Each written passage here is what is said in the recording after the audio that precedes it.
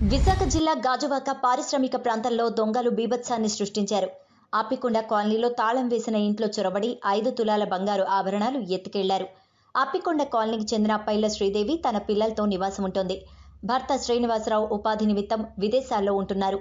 శ్రీదేవి తన పిల్లలతో బంధువుల ఇంటికి వివాహానికి వెళ్లి తిరిగి ఇంటికి వచ్చేసరికి ఇంటి తాళాలు పగలకొట్టి ఉండడంతో దువ్వాడ పోలీసులను ఆశ్రయించింది. పోలీసులు క్లూస్ టీం సంఘటనా స్థలానికి చేరుకున్నారు. దువ్వాడ పోలీసులు కేసు నమోదు చేసి దర్యాప్తు చేస్తున్నారు.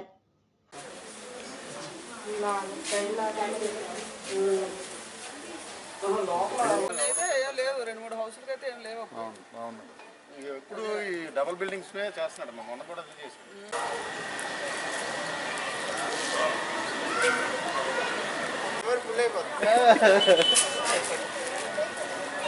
ఆ ఇల్లు పూర్తిగా వాళ్ళే చేశారు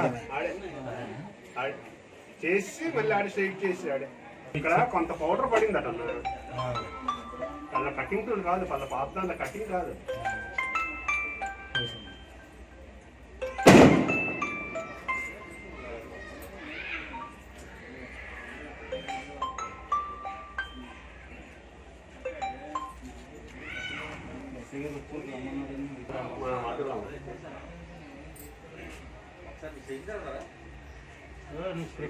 అందరం వాడుకుంటున్నా ఫోన్